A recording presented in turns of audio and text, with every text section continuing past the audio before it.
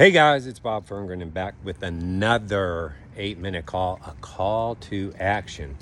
So as I restarted these series of calls, I've been just mostly talking about attitude, like the attitude about forgiveness, your attitude about giving, your attitude about forgiveness, gratitude, and giving, the big three, right? And sorry, I saw a really unusual. Oh, it's a mom duck with a bunch of babies. Baby ducks. Everything eats baby ducks.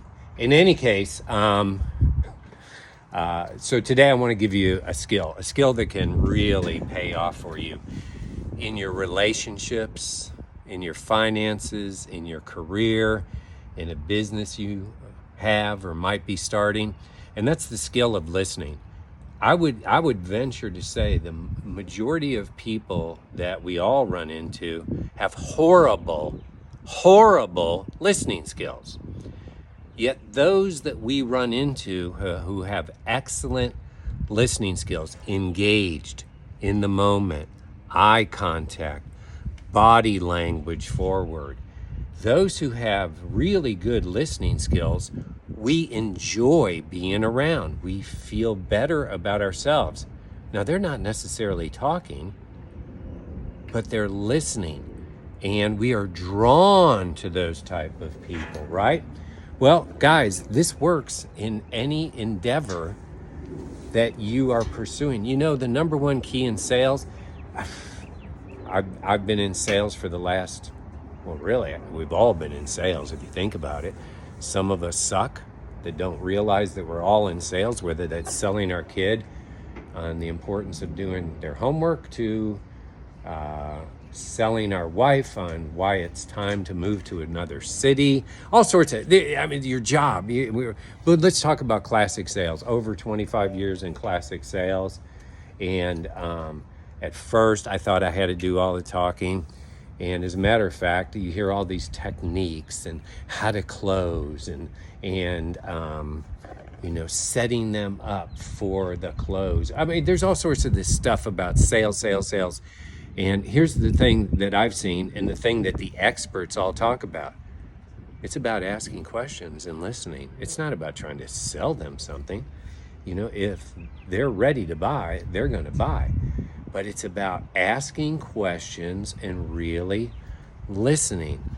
And it's amazing what happens. People just generally feel better if they're the one that's talking, particularly if they're talking about themselves, particularly if they're talking about their family, their kids, their dreams, their hopes, maybe even their lost dreams and hopes. Hey, what did you want to do when you're, a teenager? What did you want to do when you grow up? You can just watch them, just start thinking and going back into their memory room.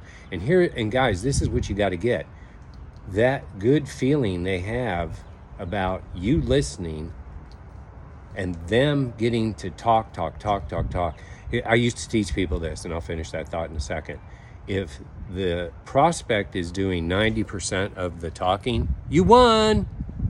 There's a high chance they're going to be buying whatever it is you're selling. If you're doing most of the talking, that's when you're going to hear the objections, right? And then you got to learn how to do objections. I didn't really handle objections all that well, because if somebody asked me a question that was an objectionable, if you will, like, well, what about price, or this isn't my time, or whatever, I go, well, I'm not going to make you do anything, but what do you think the value of something like this can do for you? What would that be worth to you, and how could that enhance your life? So then they start talking again.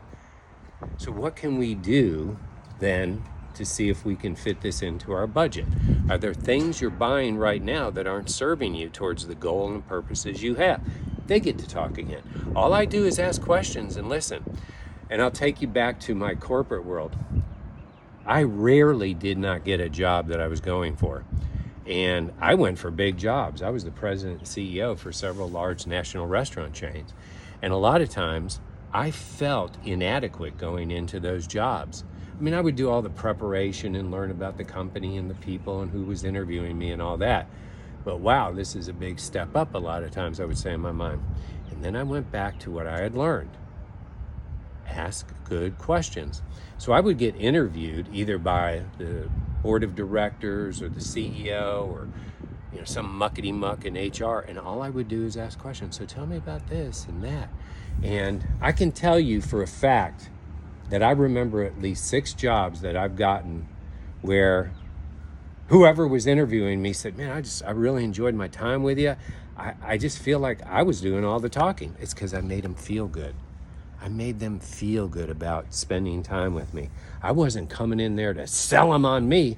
I was coming in there to make them feel good. You see, if you feel good about someone, you want to be around that person more, meaning you either want to do business with them, have a relationship with them, hire them. If you don't feel good, even if they have all the perfect answers, you don't want to be around them.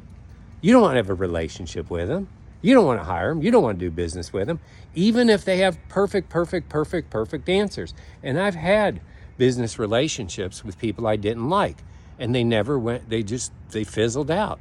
So my encouragement to you is, if you want to work on one skill, I don't care if you're 16 or 60 or however, and you want to improve your life, work on the skill of listening and asking questions and listening. I hope that helps. God bless. Have a great day.